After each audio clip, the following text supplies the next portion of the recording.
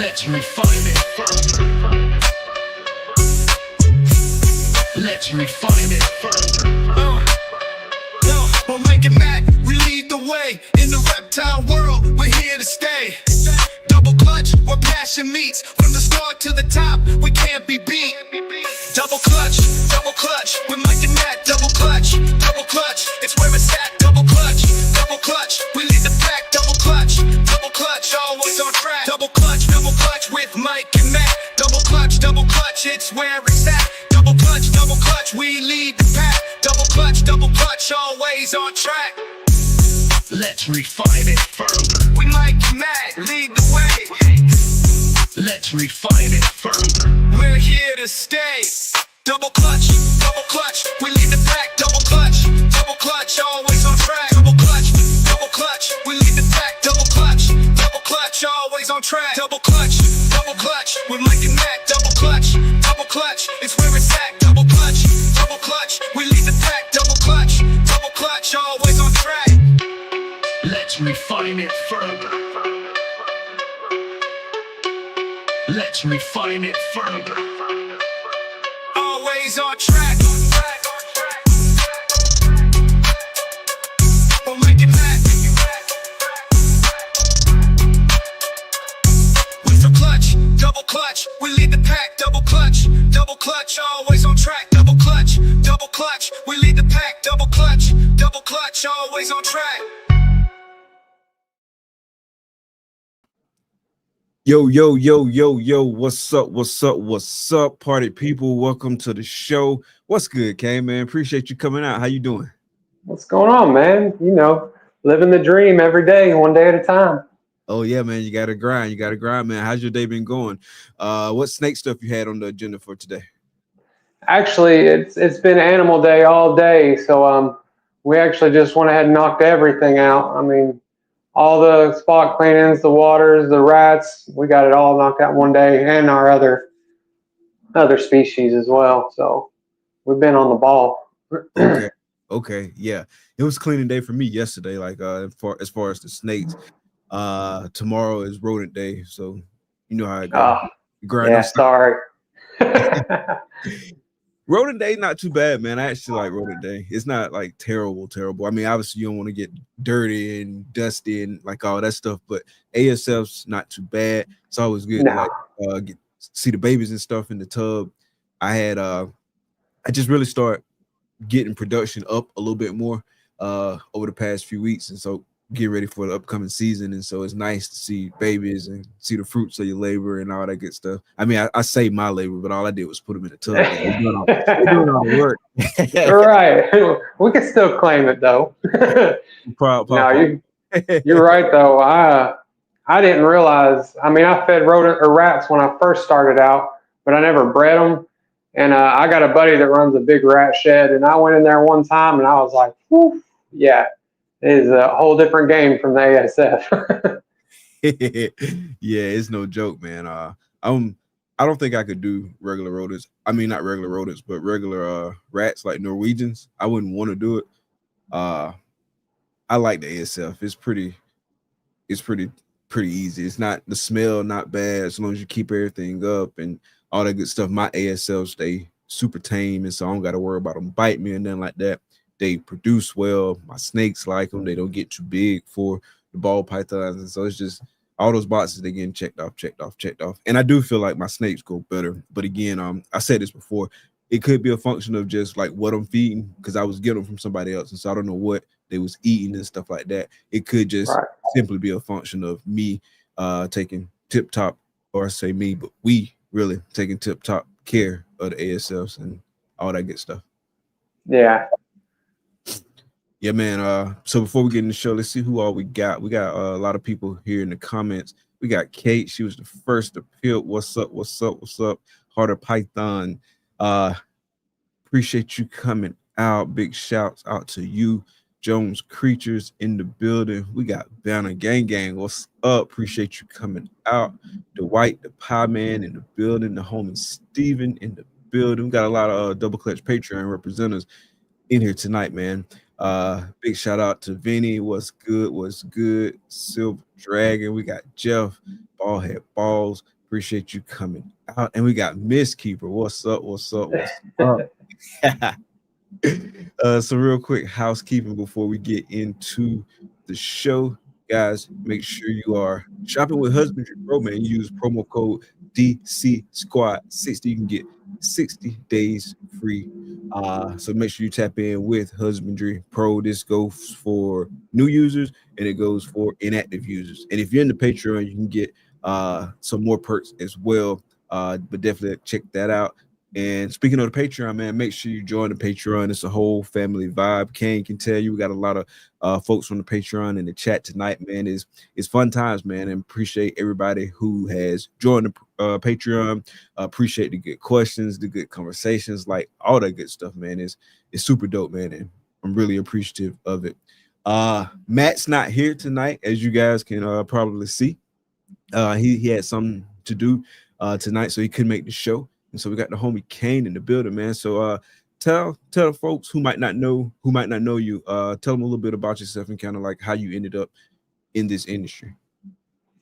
Yeah, so I'm Cain, Keeper Cain. It's kind of a cheat code. Everybody gets to know my name since it's in my brand name, so I don't have that problem. But yeah, we to make a long story short, I used to be a pretty wild dude, and I straightened my life out, and when I got my life straightened out, I kind of needed something to do with my time and money. So one of my buddies talked me into getting a fish tank, and he was like, you know how people are with ball pythons, they get one and then they get 100. He was like that with aquariums. His whole house was covered in them. He was always trying to get me to get a tank, and I'm like, man, I don't want no stinking fish tank. What am I going to do with that? Freshwater or saltwater? Freshwater. Okay. So he talked me into getting it, and then you know how it goes in any hobby. I got on YouTube, I got hooked on it, and then I had tanks everywhere. And then a couple of years later, I got a pair of crested geckos, and then after that, I found Morph Market, and then got on ball pythons, and it was over with from there. That's been about 3 years ago now since I got into ball pythons, a little over. And you still keep your fish? I am. So we just moved. We've got this property we've been working on developing for a couple years now, and we just got moved up here about 6 or 7 months ago. Got the property paid off. Got a little home pulled up here to stay in until I can build a house. And so when we got ready to move, we sold all the aquariums and about half of the reptiles to make the move easier. And since we came back, I've set up 2 aquariums, but I've got a 2-story 16 by 16 building outside I'm working on.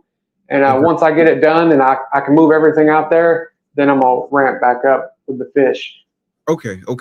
And the fish, you just keep them, or the plan is to just keep, or you're going to like breed and produce fish and kind of go in that business as well?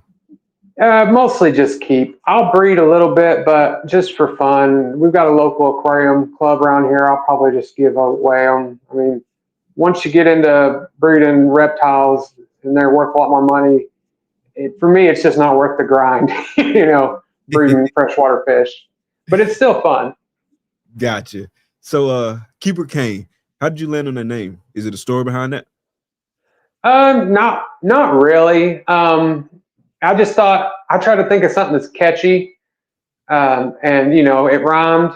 And then, everybody, and I no hate to nobody, but there's a lot of balls and exotics and so on and so forth, pythons. So I wanted to be different, and I didn't want to be tied down to one species. So I thought Keeper, I keep whatever I want, and Cain, and it rhymed. So I thought, oh, let's run with that. Yeah, that alliteration hit different. Yeah. But what led to you kind of making the decision to breed ball pythons? Like, is it just like what led to that decision? I ain't gonna lead the question. Oh, you're good, man. Leading the witness. The first one I got, I'm not like everybody. Like, I had all these snakes when I was a kid and blah blah blah. my mom was never about no reptiles. That was not happening. And I did want a snake at one point, and she never would let me. So I actually forgot about that. After I got it, I thought back, and I was like, oh yeah, I guess I get to have them now. But he like everybody else, man. I got on Morph Market, and I just kept looking at all the things you could make, and it was just awesome. You know, the possibilities. All the other, I still like keeping other species, and I've got other species, and I always plan on having others. But the genetic diversity and the patterns and morphs and ball pythons is just cool. It's fascinating. All the, the possibilities are endless.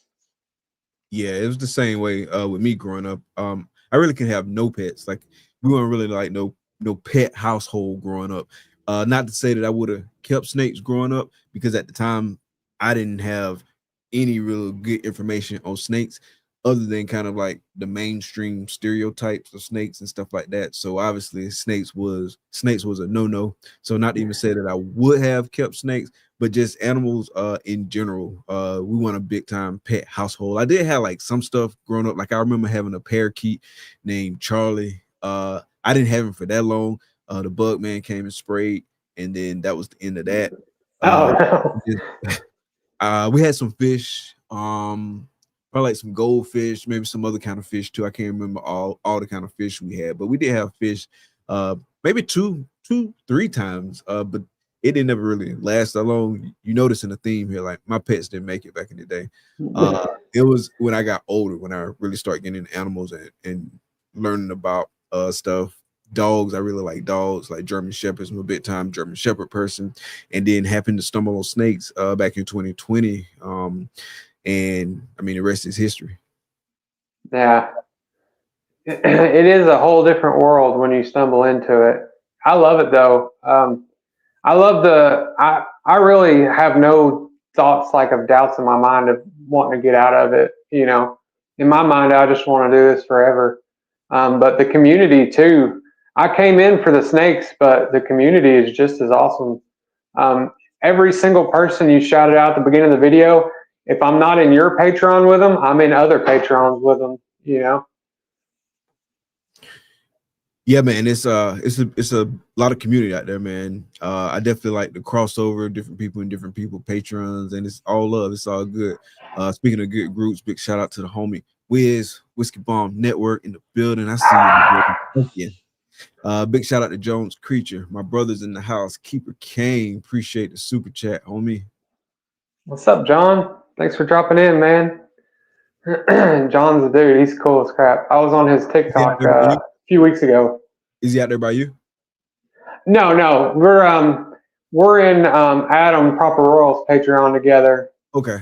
That's how I met him, but he's a real cool dude. Like I was on a live on his TikTok a few weeks ago. Oh, nice. So at what point did you decide it was going to be a business? So now I'm not ashamed to say that the money did catch my eye, like a lot of people. Some people are a little taboo about talking about making money on them. Now I'm not one of those people that thinks I can be rich in 2 years. That's a little bit ridiculous. But that definitely influenced it, because I'm just being honest. I would have ball pythons no matter what if you couldn't make money on them. But if you couldn't make money on them, I probably wouldn't have as many as I do. Not that I have a lot, but anyway. On the money side, like who was influencing you on the money side? Was it just like you seeing breeders post snakes that were expensive? Was somebody in your ear? Like what was it on the money side of things? Not that this is any advertisement for Morph Market. I know I keep saying them, but it's part of the industry, It's just scrolling Morph Market, man. I have no lies to tell. I'm a Morph Market addict. If I can't sleep at night, I've gotten out of doom scrolling, really try to step away from that, but I do be doing some scrolling on Morph Market at night. I just be looking through. Hey, that's dangerous. I'm a really bad window shopper, so I'm always saving stuff like I'm gonna hit the lottery that I don't play and be able to buy them all. But it's also cool because I see how quick those sell what I save, and that alone is kind of showed me, well, what I've got interest in, there's a market for. So you got in around 2022 ish? Yeah, somewhere. Yeah. So I guess I'm still considered a COVID breeder, kind of at the end of the phase. Yeah, man. I remember at first you couldn't put none in your favorites and expect it to be there after you got done with lunch. It was that No, dude, it was flying off the shelves. You'd be like, man, I just saved that yesterday. I was really considering that one. It's gone. It was crazy. And so, so what's your plans for the business? So, typical things people throw around like clutch numbers. I'm thinking, I don't know, my number changes, but I say like 25 to 30, somewhere in that range would be a good playground for me. I don't want to make 100. Yeah, I don't want to make 100 clutches, man. I don't want to do that much work. I feel like it would turn me against it. It'd just be too much for me. Yeah, that's a lot of work. That's a lot. Yeah. 25 to 30 is still gonna be a lot of work. What I've done is a lot of work. So just multiply that, because the most that I've had in a year, I think it's about 18. About 18. Yeah. And that's a lot of work. So just multiply that by 5. That's crazy. How many do you think consecutively you had like hatching out at the same time? I don't know, like last year, I want to say, like in 2024, I had a good kind of onslaught of clutches, probably about 5 to 6 that was not spread out that far. And so like 5 to 6, I mean, you can quickly, I mean, that's almost 40 snakes or more, or just kind of depending on how many in the clutch or whatever. That's a lot of growth like that. You know what I mean? You look up and boom, you got way more snakes. And like me, like with working and everything else I got going on, like I got limited bandwidth. And so you have to control it, or else it'll control you. Yeah. So this year I had a clutch pip, and then 3 weeks later I had 3 clutches pip all in the same week. So I got like 4 like at one time. And it wasn't overwhelming getting that many at once, but it was definitely like, oh yeah, this is a little more than, it's a little 1 or 2 here or there. So with those 4 clutches, like, was everything all good with those 4 clutches, or did you have like some problem feeders or anything like that? For the most part, I can't complain, honestly. I've had nothing refuse any meals, no assist feeds. It was 2 6-egg clutches and 2 7-egg clutches. I think out of those, 3 of the eggs molded over, no slugs. The only thing, I've got 2, of course, my 2 most gene packed ones, which ain't nothing crazy for this industry, but for me, they're just not hardly growing. They're like little stunted, They're eating, but they ain't growing much. What's the more? Not so more if it was just your comments about being gene packed. Well, yeah, that's why I probably should have said gene packed. People are going to clown on me. It's not gene packed, but for me, it was the most I had out of those 4 clutches. So I had a banana bongo clown 50% het pod, and then a bongo clown 50% het pod. And so yeah, not gene packed, but for the clutch, out of those 4 clutches, it was the most. But they've had like 6 meals and they're still around like mid 50, low 60 grams, I don't know, just like they ain't hardly growing. Oh. They eat good though, right? They're eating every week. I feed once a week, so I know some people do a little more frequent. But I mean, all their clutch mates are growing like normal. Can you bump their food size up a little bit? That's what I think I'm gonna try to do. But I mean, in the end, as long as they're eating, I mean, if they got to take a little longer, maybe they just like got a little Kevin Hart in them. I don't know. Everybody ain't the same, One day you'll have more eggs. I assume it's a female. One of each. Gotcha. 1.1. You worked that bongo pretty hard, huh? I love bongo, man. That's that's everybody that's in Patreons with me. They probably get tired of hearing the word because I wear it out.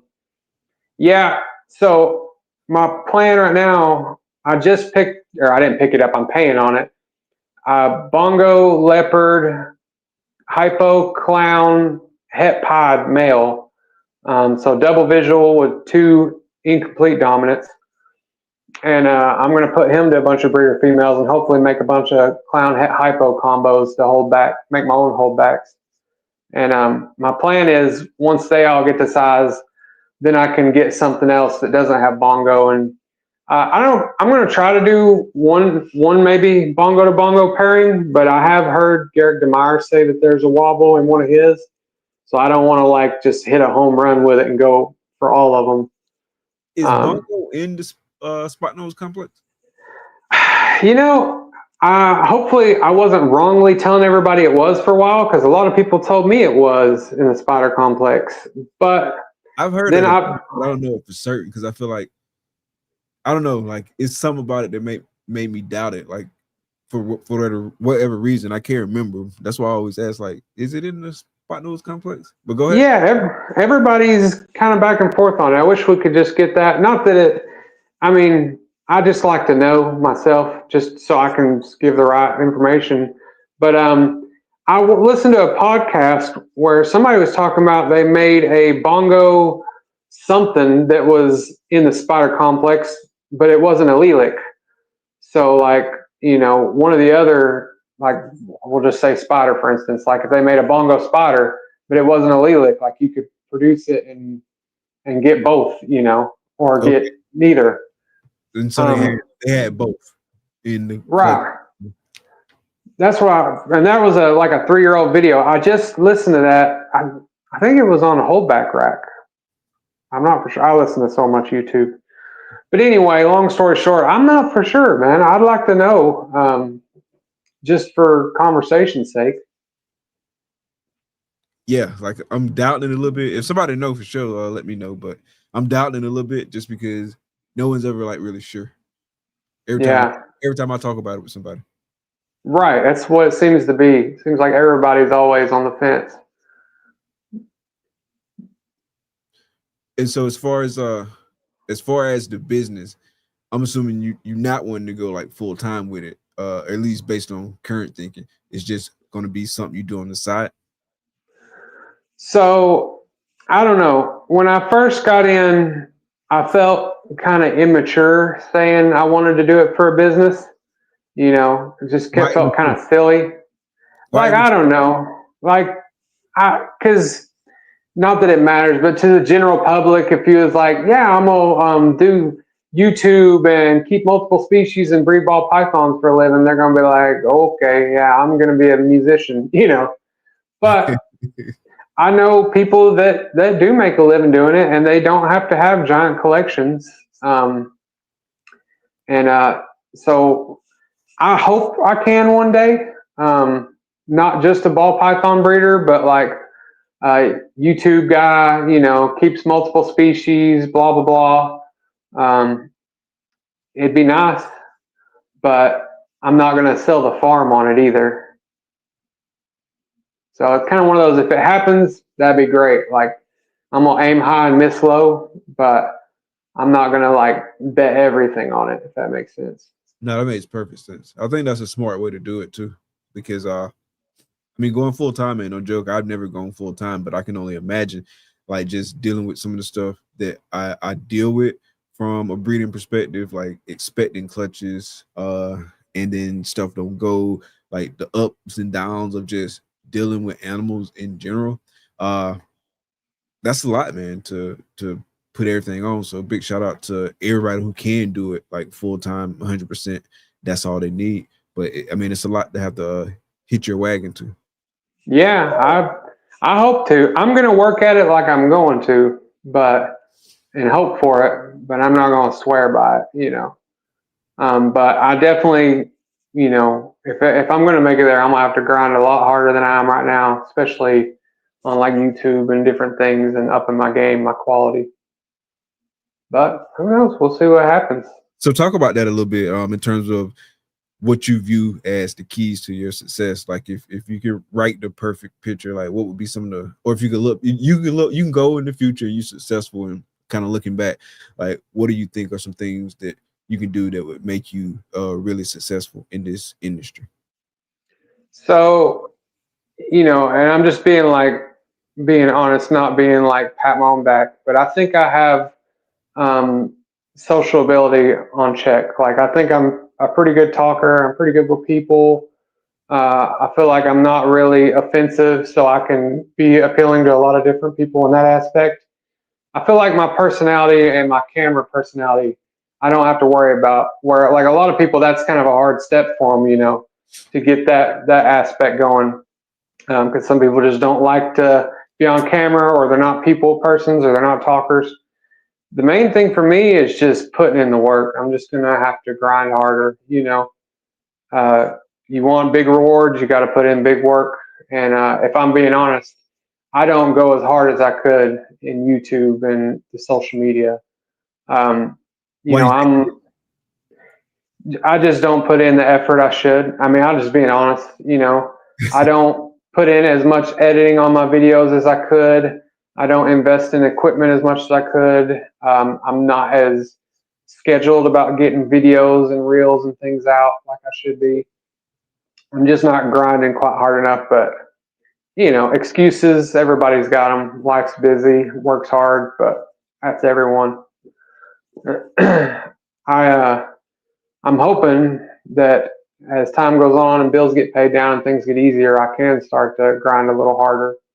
But I'm a little over 3 years on my YouTube channel, and I'm like 12 away from 1,000 subscribers.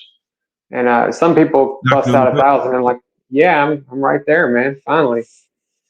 But some people, they knock out 1,000 in a year. So I definitely could have went harder at it. Gotcha. Yeah, man, YouTube is a whole grind in and of itself. When I first got in, like I kind of went back and forth with the idea of whether to do like traditional YouTube videos, but it's definitely not a path I ever decided to go. I think I made like maybe one YouTube video the whole time. I made two. Yeah. I posted one and never edited the other one. I think that's what it was. But it's a lot of work, man. So you definitely got to be committed to the grind. It is. That's why I like the podcast route and kind of like this format, because it's live. You can come have a real conversation. It ain't got to be scripted. You ain't got to do editing. That's why I like this. It worked for me. Yeah. You definitely fell in, a good lane with it. Your brand works for sure. There's a lot of podcasts, and I like a bunch of them, but some of them it's too much for me. Define what's too much about it. You don't got to say no names, obviously, but what's too much? No, I definitely ain't gonna step on nobody's toes, but because I love everybody, but just too much. How I want to say it? Too much just joking around, playing around. I don't want to be too specific because I don't want to call anybody out, but more or less, I like podcasts like yours and Adam's where, there's a few shout outs and a little bit of banter, but for the most part, it's just to the content, because I listen to podcasts on my headphones more than anything. I'm mostly replay gang because I work construction, and I just can't listen to 40 minutes of banter before we ever get to the subject, Gotcha. Yeah. But some people like that, some people come to the show just for that. So it's not made for me. It's made for other people. Yeah, 100%. Like it's definitely like any other kind of thing, right? Is all kinds of niches out there. And some people like multiple, some people have their very specific type. And the way I do podcasts is influenced by the way I like to consume podcasts. So that's why I do it the way that I do it, because I like to have a good conversation. Yeah, same. Like before Reptiles, I was super big, and it's still super big on sports podcasts, especially Gator podcasts. And so it's some influence from that space. Then coming into the reptiles, start listening to a bunch of different podcasts. I remember Reptile Talk was one of the first ones that I was listening to, Snakes and the Fat Man, stuff like that. And so definitely some influence from there. Because I remember being early in the game and how much a lot of those conversations I felt like benefited me in terms of either I'm learning stuff about the animals, I'm learning stuff about the industry, kind of industry and community dynamics, just whatever, you know what I mean? And that was beneficial to me. And it was something that I wanted to do. That's why even like to this day, we've been doing this since 2022. Every time somebody reach out and say how much something helped them, bro, that's like the ultimate compliment, because that's exactly why we start cutting the microphone on, because we wanted to help, want to have good information out there and be entertaining while doing it. People recognizing you and shouting you out and stuff, it is like the best feeling. I was definitely humbled and appreciative a little bit this last series I went to. You know, I am in a lot of Patreons and that helps, but just people in general, when I went to that show, it took me like 5 hours to get through the show, because every 15 minutes somebody was stopping me to holler at me, and that was a dope feeling. Because I ain't gonna lie, sometimes I feel like I don't promote myself like I should, and I feel like I'm not reaching out in the community as much as I should. And then, but going to the show and then everybody just constantly, hey Cain, you know, oh man, I was like on top of the world. I was walking tall that day. Like Keeper Cain, King Cain. Yeah. Yes. Hey, people. Then, like I said, I got the cheat code because my name's in my brand. So if you know me, then you know my name. Where like, I apologize. Some people, I'm the worst. I'm like, I know their brand, I don't know their name. I always be feeling guilty for that. Yeah, it happens, man. I think most people understand. And I know, like, for me, at first, it was hard for me to ask somebody, hey, remind me of your name, or hey, I'm Mike, and introduce myself. Like, even if I know you know me, hey, introduce myself, so they can introduce themselves. Because I mean, that's natural. I think the unnatural part about it is like when you're on social media and people see you and they know you before you know them, that feels kind of weird. And in any like regular normal situation, I would like it just feel weird, right? And so like that's kind of how I was approaching it, but it's really not a normal situation. I put myself on YouTube for people to know who I am, so some people gonna know who I am, and if you don't know, just ask the question, get it over with. Now you know, you know what I mean? Yeah, I definitely would. Circling back to YouTube, I would like to not get on a production level of Leviathan, because I don't know if I can ever get on their production level, but I would like to get on like their grind level, because they're, you know, they work hard at the social media, and it shows. On it, for sure. Hey, real quick, man, let's take a quick sponsor break and we come back. For sure.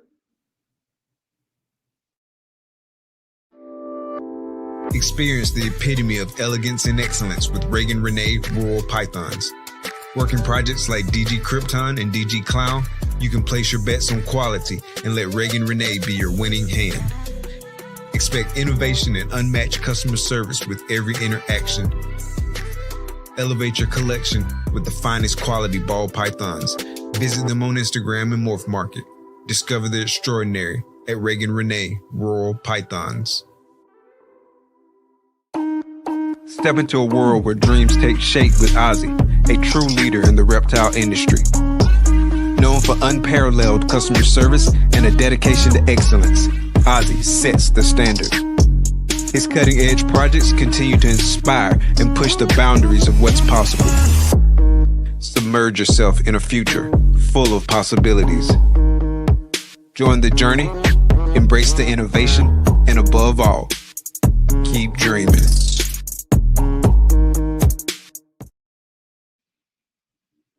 Big shout out to the sponsors. Big shout out to the sponsors. Yeah, going back to Leviathan, like their production level just is next level. I want to do better quality stuff, but I don't think I want to do it at that level just because. No. I can't put in that many man hours. Exactly. And that takes some work. I know they be grinding on that kind of stuff. So big shout out to them, man. They really doing it, and they really taking it to the next level. So definitely love to see the stuff that they do. So man, over these past 3 years, what's been some of the bigger lessons that you've learned that's kind of like shaping like your outlook for moving forward with the business? So yeah, we talked about this in a different Patreon one day. My advice to people, and everybody's different, you know, blanket statements, they're not perfect, you know, they don't cover everything.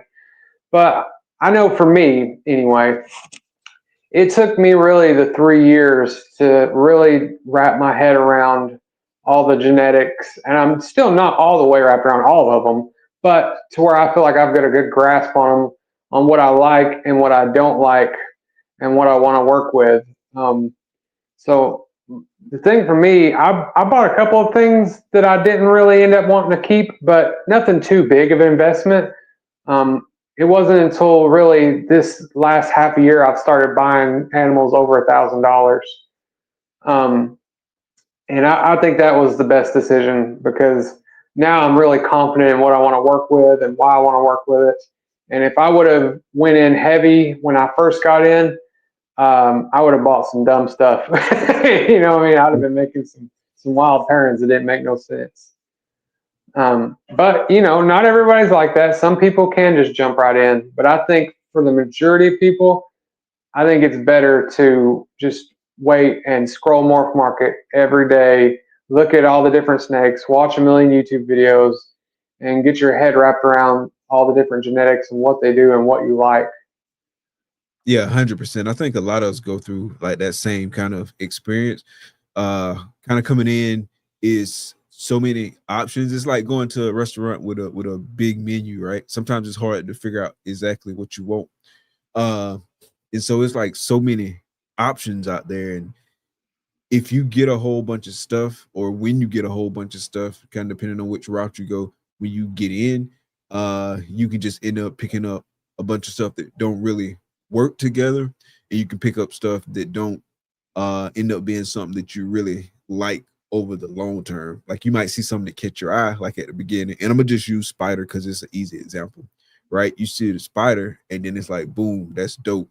But then as you learn about spider and kind of learn about what you want to do in the industry, like maybe you want to go in this as a business, right? And so spider kind of like looked on poorly from the market, from the industry, right? And so like maybe that's not something that you want to spend your money on and kind of proliferate throughout your collection, because it's going to be harder to move those animals. And so now you know about this gene more, and you know it's not something you want to work with, versus if you picked up a 7.1 of spiders. And so that's another thing too, is picking up the right sex ratios when you first getting in, and making sure you buying smart and building your collection in a smart way. It's just a bunch of stuff you can kind of get into when you first get in, and you just spending money, and you don't necessarily understand like all the factors and the nuance and just all kind of stuff, bro. So it's definitely smart to be a little bit more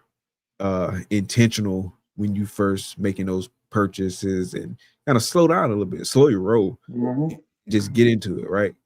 Yeah, I mean, and I know you tell somebody that sounds like so long, like take 3 years and figure out what you like. Like 3 years, like I say, you know, don't not buy any snakes. Get a couple of, you know, starter snakes, make a couple of low end pet grade clutches, get your feet wet. Just don't go buying $3,000 animals in 3 months in. That's what I tell people, because I feel like most people change what they like and what they want to work with. Yeah, 100%. I know I did. And, you know, if 3 years sounds like a lot, this industry might not be for you anyway, because it's a long grind. You know, I mean, 3 years ain't nothing. Yeah, I know. I did pick up a bunch of snakes, like just stuff that didn't make sense when I first got in, but fortunately, I didn't spend crazy money, or relatively crazy money, because I mean, obviously prices and stuff was different during COVID times. But a lot of the quote unquote investment animals, I wasn't ready to pull the trigger on those, because to me it didn't make sense at the time. And I was like, there's no way I'm gonna spend X amount of dollars on this. You know what I'm saying? I'm gonna go with something a little bit cheaper. And then once I started figuring out like what I like, then obviously I started gravitating to some stuff that was a little bit more expensive. But I mean, it's just part of the process. Yeah. The most expensive snake I bought in the beginning was a breeder pod female from Chris Hardwick, and with shipping and everything, I paid $12.50 for her. And now I'm like, yeah. And now I look back and I'm like, I watch people sell breeder pod females for $200, and I'm like, oh. Does he still breed? Like, is he still? No. I don't think so. I don't think so. I did, you know, when Morph Market updated their stuff to where the seller could, when it marks it sold, it would transfer the animal's info to you. You know what I'm saying? Like if you buy an animal on Morph Market, as when they mark it sold to you, it transfers all their info to your My Animals. Yeah. So when that came out, I don't know how long that's been now. Like, what would it have been, like a year and a half, maybe? But anyway, whenever that came out, I did shoot him a message on Morph Market through our original message thing, and was like, hey, do you care to mark this girl as sold to me so I can get her info? And he was like, yeah, thanks for reminding me. I like to keep all of my stuff lined out. And I was like, wait a minute, are you still breeding? Is what I was thinking. He's not a very, he didn't, I texted him, I was like, hey man, just so you know, everybody love for you to come back. You know, you make the best gene highlight videos, and he never did message back. So I don't know. Maybe he breeds a little bit in the background and just don't do YouTube. That'd be cool. Maybe. I hope he does, honestly. Yeah, I was big into Chris Hardwick when I first came out, looking at those gene ID videos and him showing all the different examples of like what this gene can do and what that gene can do. So I watched those a lot. I know a lot of people hate on Hardwick. Especially he had like that one incident on the video with the snake and whatnot. But just like a bunch of people, bro, I watched a lot of Chris Hardwick videos when I first got in. Oh yeah, most definitely. Me too. That was mainly who I watched when I first got in. Yeah, like you said, people hate. When you get to a certain level, you're gonna get hate no matter what. He's a cool dude though. You know, some of his breeding advice might be a little outdated, especially now. But man, ain't nobody breaks down a gene like Chris Hardwick. He was good at it. If I get into a gene that I'm not into, if I get interested in it, I'll still go look and see if he's got a video on it. Even though it might be old pairings, I'll still watch it. Gotcha. Yeah. I did a lot of that, man. A lot of that at the beginning. So what else in terms of things you've learned? So I will say, people might think like I'm a Patreon butt kisser because I do talk about it a lot, but I honestly just think it's a great benefit, man. I feel like that's a real cheat code, especially if you're newer or you don't have a big name. And if you can jump in some Patreons, and it's just like anything else. You got to put the work in, though. You got to get in there and be active, and be somebody that's fun to talk to. But if you can get in some Patreons and talk, it does a lot for your brand and for just even silly stuff. Like if I've got a question, everybody in Patreons knows I apologize, because if I send a question to one, I'm sending it to all of them. So some of the people that's like in the same ones with me, they got to see my messages over and over. But it's convenient, because immediately I get like 12 answers. I think that's a real cheat code, though, to get in the community and get your brand out there and just let people get a feel for who you are. Jump in some Patreons. And I mean, if you get in now I'm one of those people, I can't be normal about anything. I'm like all in or all out. So when I jump in a Patreon, I usually go to the top tier. But you can get in, $5-7 for a lot of them, and just to get in the chat, and it's worth it. I mean, $5 in 2025 is basically free. Right. Yeah, what's $5? You can't even buy nothing at McDonald's for $5. I wouldn't buy nothing at McDonald's anyway, but no, me neither. No, we don't do gag Donalds around here. Gag McDonald's.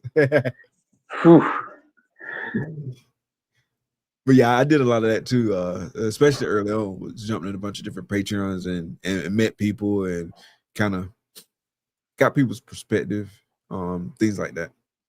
Yeah, I would say there's probably a point where you outgrow being in a lot of Patreons. But once you get to that point, nobody needs to tell you. You're already going to know. You know. Yeah.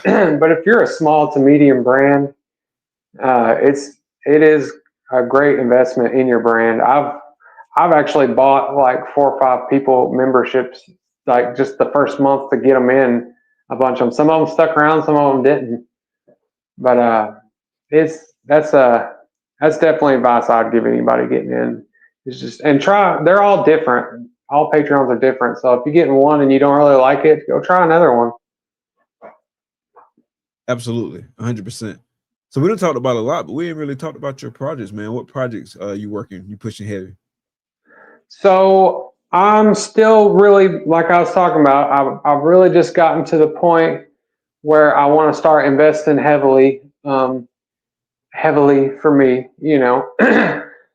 And so I'm still building what I want. I started out making a lot of pet clutches the first 3 years, and now I'm gonna start. Right now, I'm really focusing on building up the hypo clown stuff, bongo hypo clown particularly, you know, with a lot of extra stuff in there. That's going to be probably my main project for next year.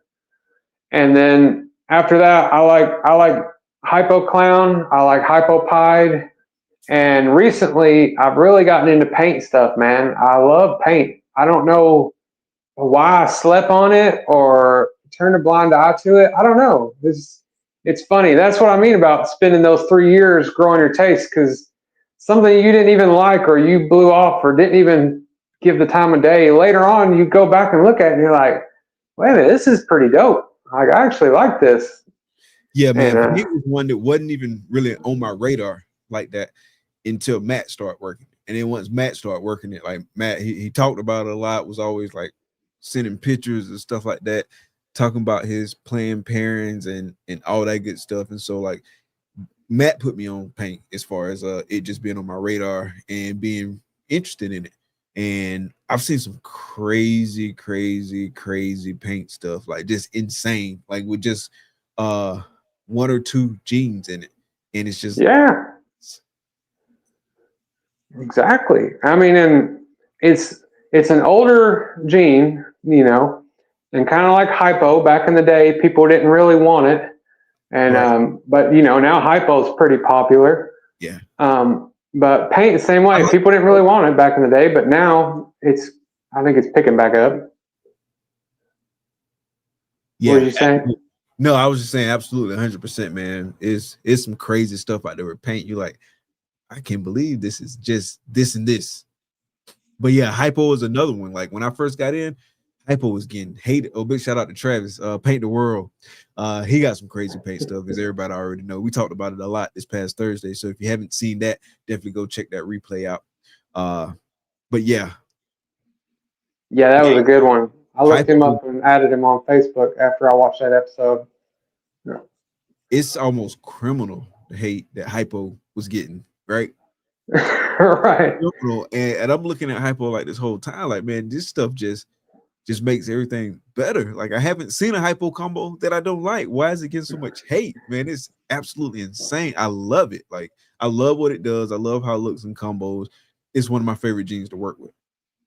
Yeah, and it's starting to pick back up, and people are starting to want it and work with it. I think partially because DG was just so popular and got a little, not oversaturated, but it's a lot more available now. And now people are realizing that hypo is not the same thing as DG, and it's got a lot of potential. But still yet, if you look at, say you look at I don't know, just make up a combo. Say an Orange Dream GHI Clown Het Hypo versus the same thing but Hypo Het Clown, the hypo het clown be way cheaper than the clown het hypo. And I don't know why. I think it's just as valuable as an investment, you know? Yeah, for sure. Real quick, big shout out to Kate, Heart of the Python. Thanks for being a enabler. Yes.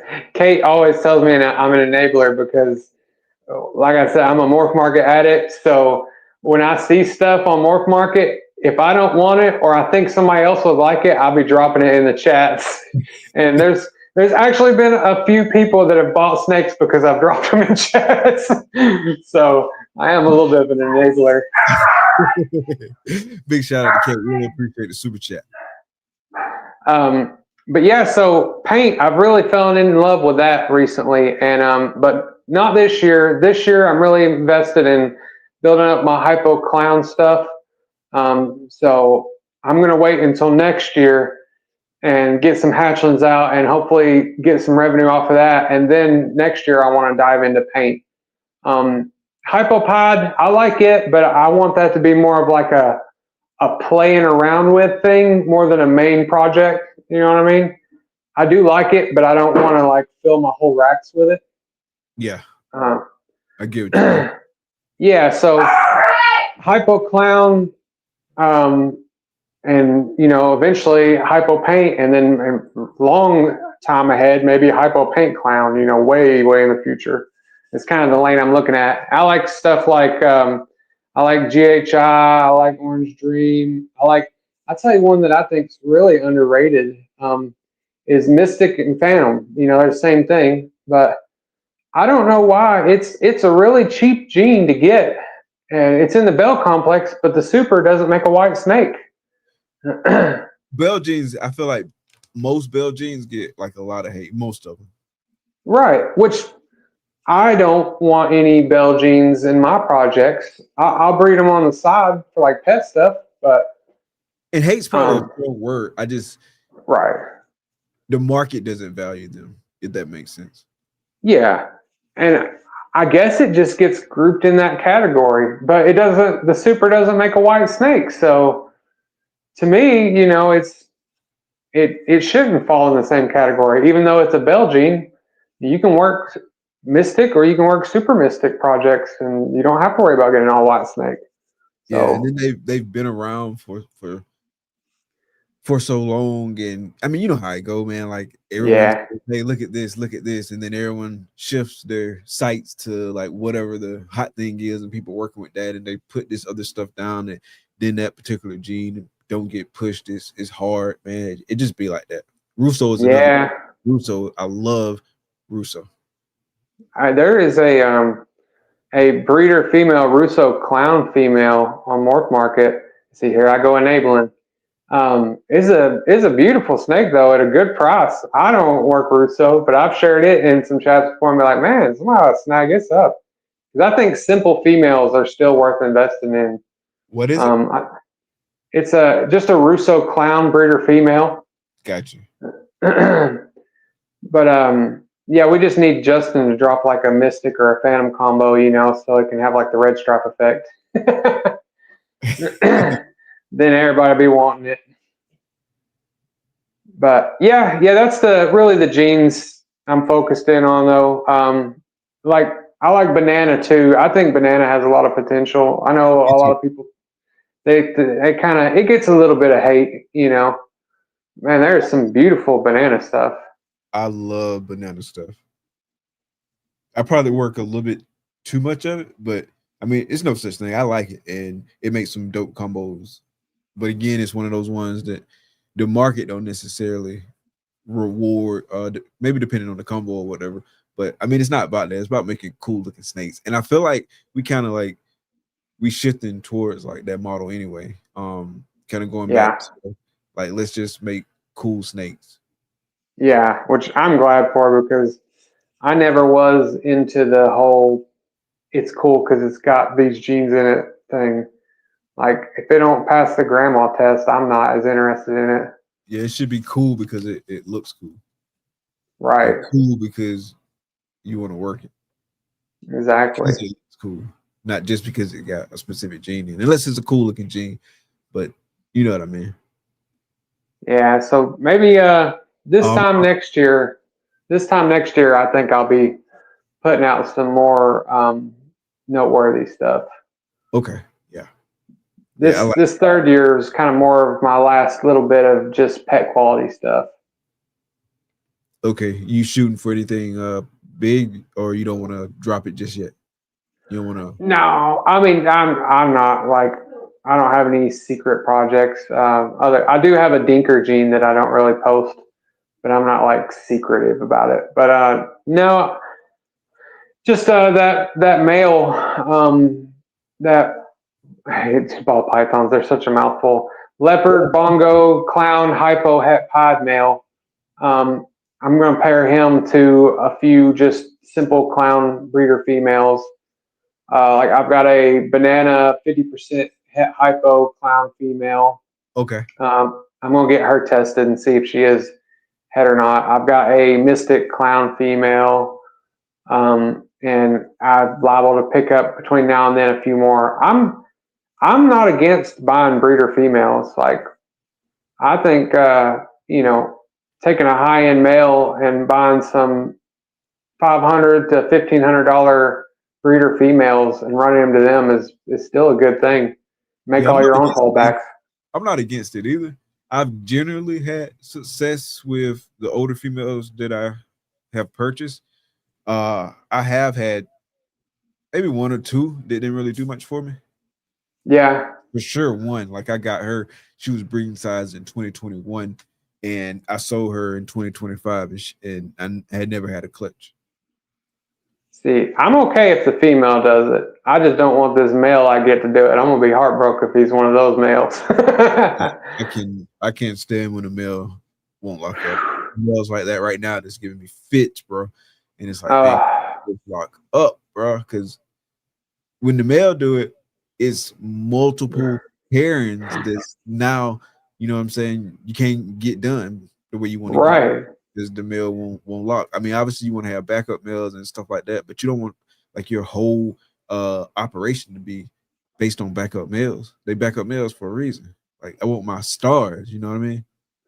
I mean, I bought a couple of $1,500 female hatchling females this year, and they're beautiful females. I'm excited to have them, but now it's like, even just two of them, $3,000. I'm like, I'm sitting on that for a few years, where I'm thinking like, man, if I take a high-end male and pair him to a few simple visual adult females, I could make like a slew of those, holdbacks myself, more than I can afford to buy.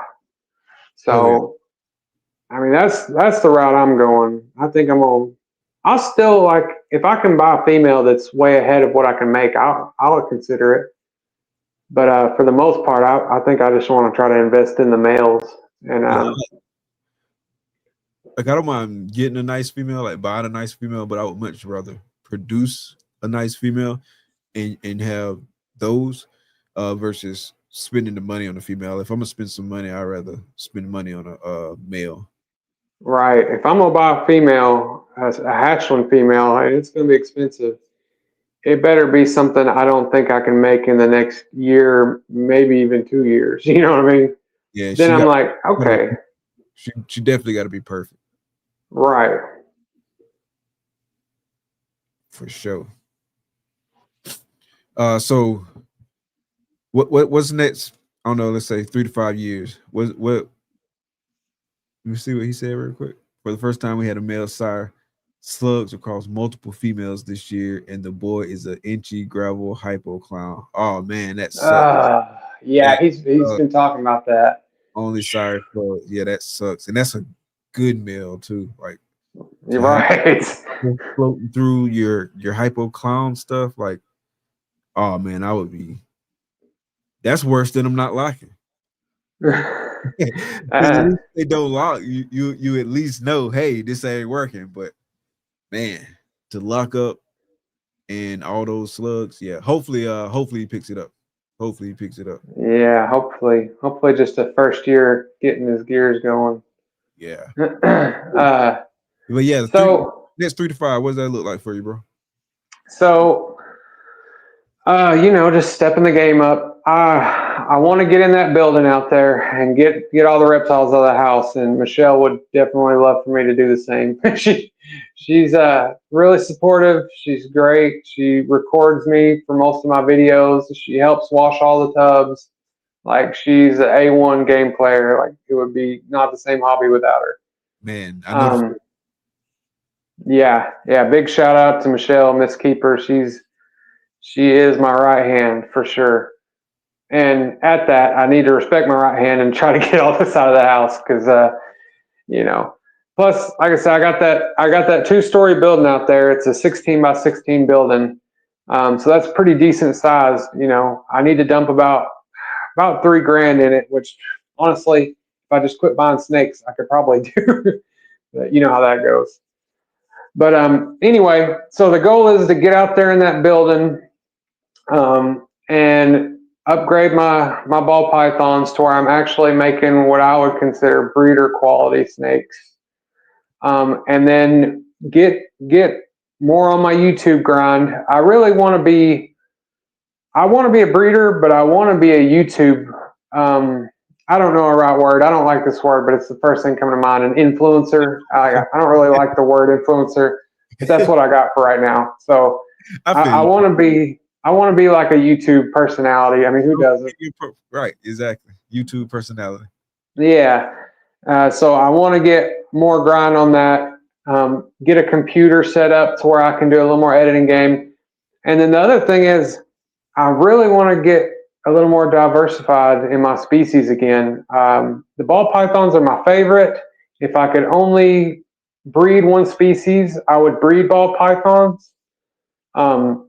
If I could only keep one animal, I'd keep my Burmese python. Side note, but okay.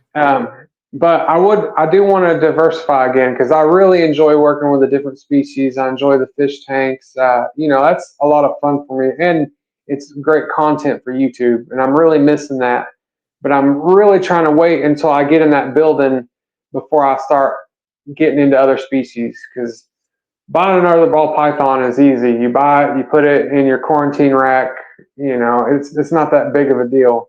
To get another species, you're getting enclosures. You're like making an investment. And I'm trying not to do that in the house. I'm trying to wait till I get out there. It makes sense. It makes perfect sense. But yeah, man, I hope that work out for you over the next few years. You can get all the stuff out the house. Yeah, the rodents. I have the rodents in the house too, so they're like, yeah, yeah. That's what I mean. She's a real one. She's by my side, to put up with it. That's the worst. Yeah, I've been there before for sure. Yeah, man. So we're right at about 9 o'clock tonight. Want to keep it at about an hour for tonight's show. It's definitely been cool, man. Chatting it up with you. It's always cool chatting up with you. You're gonna be in Atlanta. What is it? Last weekend of January, first weekend of February. Oh yeah, I'm going to all the series. You can always count on that. Nice. Yeah, that's gonna be dope, man. I can't wait. But yeah, I don't think I'll see you in person prior to that. So definitely looking forward to seeing you in person. But you're gonna hear from you every day, every other day. Oh yeah. I appreciate you coming on the show tonight. Show tonight, man. It was a great episode. Yeah, I appreciate you having me on, man. It's been a blast. You can tell I'm a talker, so I enjoy it myself. I like getting on and gabbing. It's good to have talkers on, because if you got to if it's like pulling teeth to get in any kind of conversation, it's not fun at all. Right, I could see that. Not fun at all, man. But definitely appreciate you coming over. Appreciate the support, man. Appreciate everybody in the comments for coming through tonight. Big shout out to all of y'all. Big shout out to Replay Game. Make sure y'all leave a comment. Let us know you checked out the show. Show me and the homie Cain some support. But yeah, man, anything else you want to let folks know before we get out of here? Oh, one thing I did want to give a disclaimer, just in case. If anybody tried to say anything to me in the comments, I can't see the comments, so I wasn't ignoring you. But yeah, other than that, about you, bro. That was just all about you, bro. I know it. I figured. But no, man, that's it. I appreciate you having me on, man. And yeah, if anybody wants to go help me get to 1,000 subs on YouTube, I'm like 12 away. That's pretty much it. Yeah, man. Y'all make sure y'all go sub. The link will be in the description of the video. Make sure y'all go sub. Get my man's to 1,000, man. You gonna do anything special once you hit 1,000? I don't know. Michelle wants me to. She's talked about like doing a giveaway, but I know some people clown on doing giveaways. I don't know. I'm sure we'll come up with something though. Some people clown on everything, bro. You can't worry about it. Like what floats your boat? That's right. Everything else, man, you can't even worry about it, man. But yeah, again, appreciate you coming on. It's been a great conversation. Appreciate everybody, but that's gonna do it for tonight. For Double Clutch, Mike. The homie Matt is absent tonight, but he'll be back next episode. This is the homie Cain. The lovely lady behind the scenes is Takar. Big shout out to Mrs. Keeper as well. Thank y'all for coming out. Be blessed. Peace. With Mike and Matt, we lead the way. In the reptile world, we're here to stay. Double clutch where passion meets. From the start to the top, you can't be beat. Double clutch, with Mike and Matt. Double clutch, it's direct set. Double clutch, we lead the pack. Double clutch, always on track. With Mike and Matt, we lead the way. In the reptile world, we're here to